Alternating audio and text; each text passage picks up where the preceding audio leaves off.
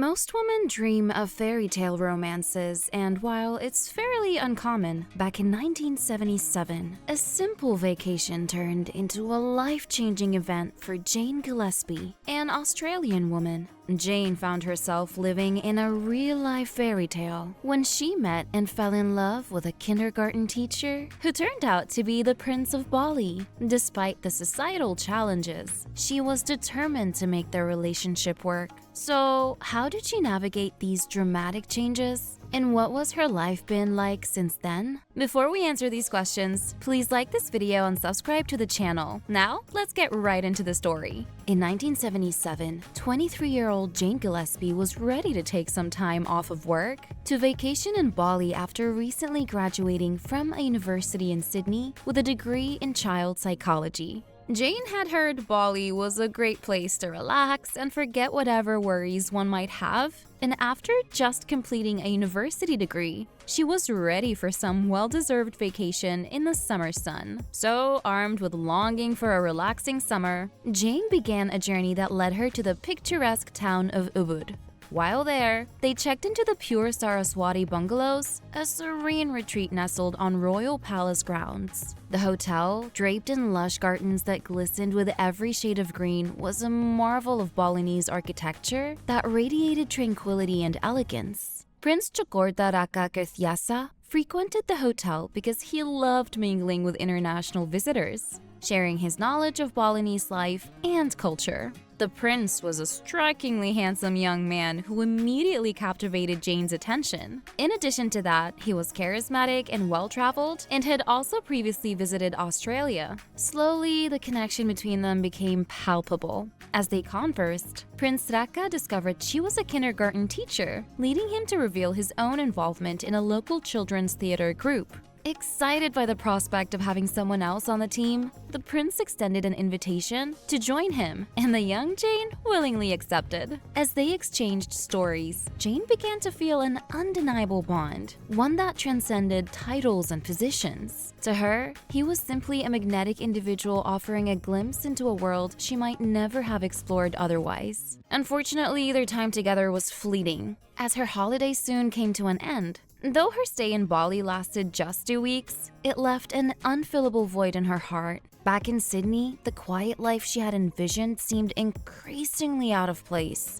But at least she had maintained contact with the prince. They'd kept in touch through letters, an old-fashioned but heartfelt means of communication in the 1970s, given that Ubud lacked telephones. But this wasn't enough for the young girl. As the months wore on, Jane found herself yearning for the joy she had experienced in Bali. But she knew deep down that there was only one way to get what she wanted, and that was to move back to Bali. But was she ready to throw everything she'd worked so hard for away for love? The answer was yes. This time around, armed with courage and love for the prince, she decided to resign from her job and embark on a 3-month sabbatical in Ubud.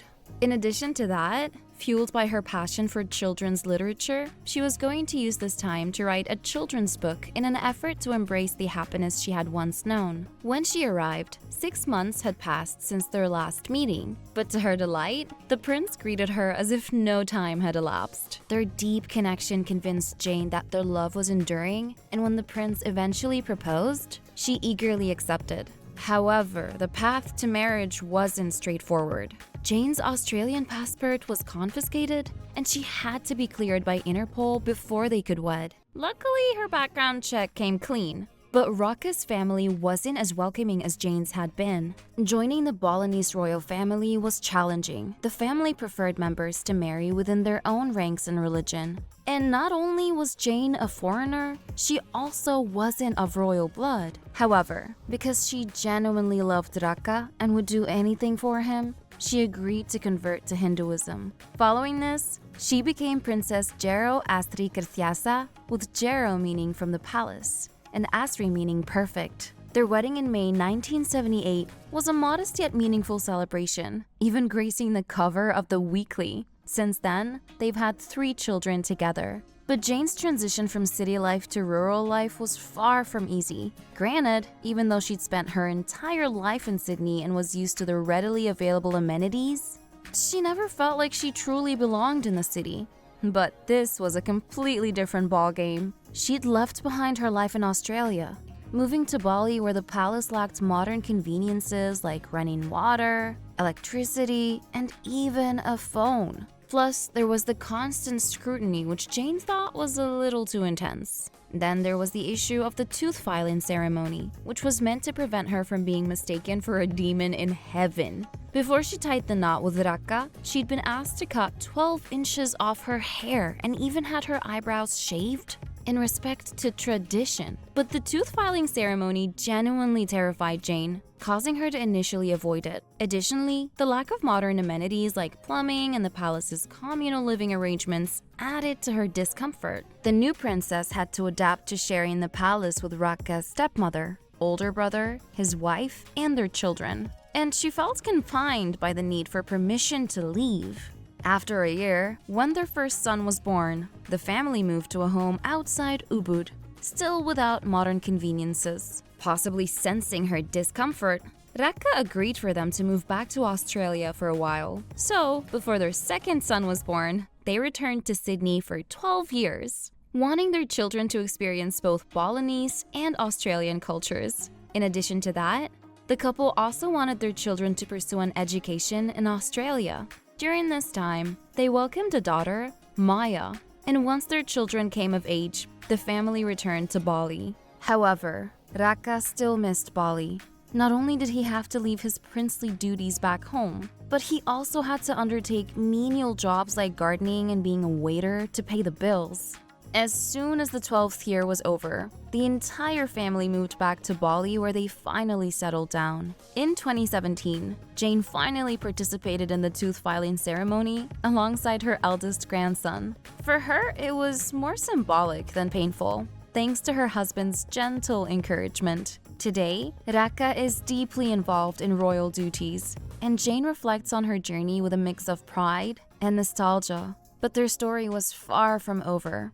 Back in 2010, the entire world was shocked once again as Prince Chokgus, the couple's first son, married an Indonesian actress. Salma, who, just like his mother many decades ago, was also on vacation.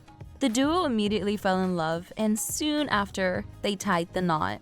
Invitations were delivered not on paper, but through food, a unique twist reflecting the couple's adherence to tradition. The wedding itself was held at the Ubud Palace and drew in about 2,500 guests, including high priests, royals, and diplomats, who all attended the day-long event.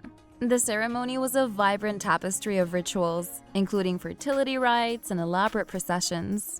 Salma, adorned with a 3-kilogram gold headdress, participated in the traditional rituals with grace. The couple performed rites that included carrying offerings and participating in symbolic acts, such as Prince Chokgus mockingly whipping his bride, a playful nod to their new life together. Today, Prince Raka is the head of the Balinese royal family and also the custodian of the Hindu tradition. To date, the royal family, despite Bali's evolution into a republic state, remains a revered custodian of the Hindu faith, and Max, with his easygoing surfer demeanor, stands as a bridge between two worlds, one rooted in deep cultural heritage and the other in a modern, relaxed lifestyle. It's been 45 years since Prince Raka and Jane's love story happened, and since then, they've been nothing short of inspirational. Now 71, Jane shares her story with anyone willing to listen. She and her son run a cafe together where they get to meet new people vacationing in the beautiful lands of Bali. Concerning their love, Jane admits that although it wasn't easy in the beginning, now she's content, as she's been able to find a balance between her life and her relationship with her husband. She shared that they still find time to go on dates and also enjoy popcorn while watching movies, which is more than what she could ever ask for. In a world where tradition and modernity often collide, the story of Prince Raka and Jane Gillespie stands as a captivating example of how heritage and contemporary life can coexist in harmony. Do you feel inspired by this love story? Let us know in the comments below. Also, don't forget to subscribe and like the video if you enjoyed it.